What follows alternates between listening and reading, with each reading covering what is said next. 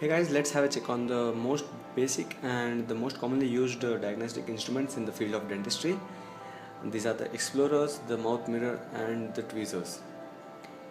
So these are usually used in all kind of dentistry procedures like the diagnosis, even when you are doing any treatment procedures.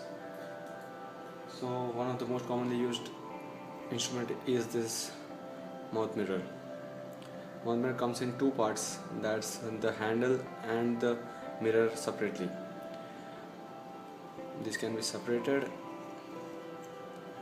and this is the mouth mirror piece. This is a one-sided mouth mirror. So this is the mirror and it comes with a flat surface so that it gives the exact size of what you're trying to view. There are different types of mouth mirrors. One is the flat mirror and one is the concave mirrors. The concave mirrors usually gives a larger look of what you're trying to see, and this helps while you're trying to see the smaller areas on the tooth. And there are even double-sided mirrors available, which helps in like when you're trying to retract the cheek and at the same time you're trying to do any procedure on the other side.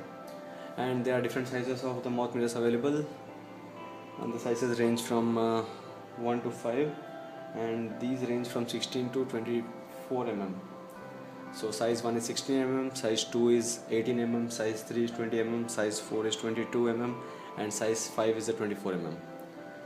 So these are the various sizes of the mouth mirrors, and so these are the two parts. This is the mouth mirror handle, and this is the mirror handle as it's given.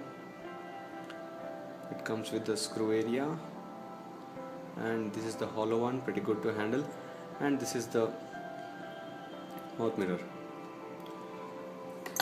So this was the first basic instrument that's used in the diagnostic field, and this is the explorer.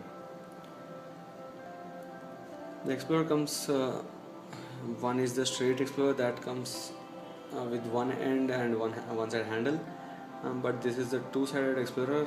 This is what we called as the interproximal explorer, which comes with a sharp tip that is bent on the end, and this is used to check for the caries in the interproximal areas, that's between the two surfaces of the tooth, below the contact area, where usually the straight probes cannot be used for checking the caries or any other abnormality. And at the same time you can use this same interproximal explorer to check for any other restorations and their proper placement. If at all there are any high margins of the restorations, you could remove it after checking it with the interproximal explorer. So these are the advantages of the interproximal explorer. It can also remove the excess material while shaping the occlusal embrasures.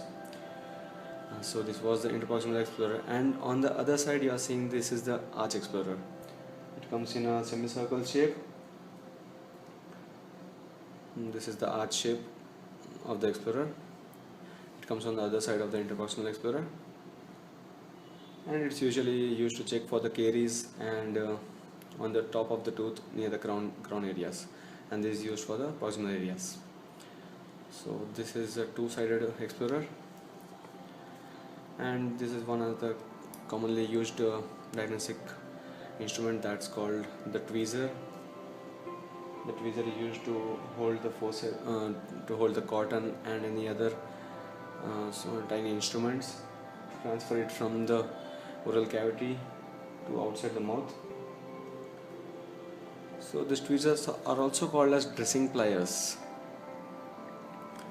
This is a non-locked tweezer where you can hold anything like the cotton rolls to place it inside the mouth in the area of field.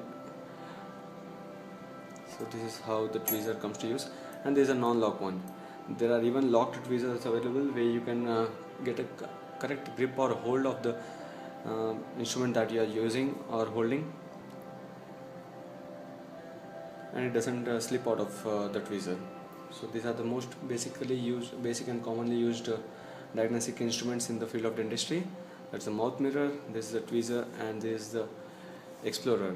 This is the interproximal explorer, and this is the arch explorer.